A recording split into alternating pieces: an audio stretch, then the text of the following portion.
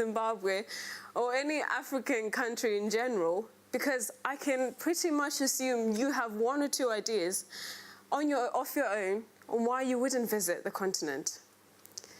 Now, I'm not going to blame any of you because that's what you've been shown.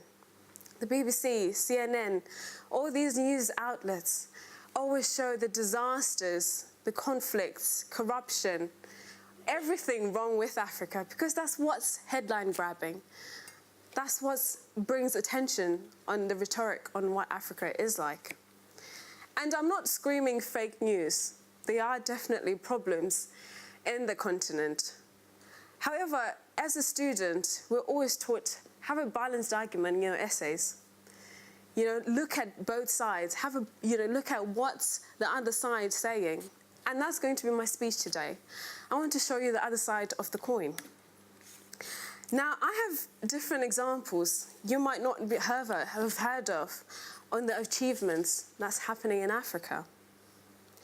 Rwanda became the first country to pilot blood deliveries using drones to supply to remote areas in Rwanda who need emergency care. During the financial crash in 2008, Zimbabwe went into unimaginable hyperinflation, and they didn't have their own currency. Now, to combat this, Zimbabwe, along with Kenya, became the first countries to go cashless. They now use a cashless system and have been using that for 10 years now. Now, the BBC last week reported that the UK is moving now to a cashless system. People are using contactless, Apple Pay, Google Pay, and that's the society that is currently moving. But guess what? Kenya and Zimbabwe have been using that for a decade now. In Kenya, Anthony Mutua invented an extraordinary method to charge a mobile phone while walking using ultra-thin chips of crystal inserted into the sole of a shoe. So this technology generates electricity through the pressure inserted when it's stepped on. How amazing is that? Because I have to look for a plug every time I want to charge my phone. And this is something that's happened in Africa. This is just a few examples. I've only highlighted 3 of phenomenal achievements that's happening in Africa, of people seeing the situations they're in and making the best out of it.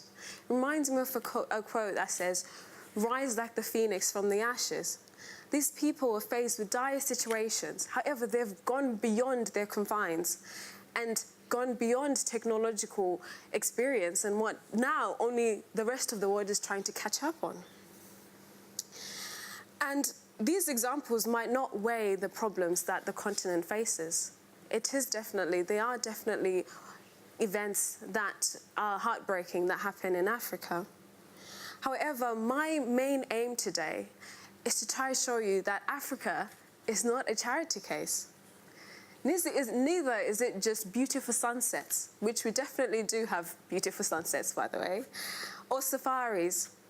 However, there is untapped talent, innovation, cultures to appreciate, people with ambition. And it reminds me of a quote by Chimamanda Ngozi, who had a talk she did for TEDx, and highlighting the dangers of a single story. If you're told just one story over and over and over again, that's the story you believe in.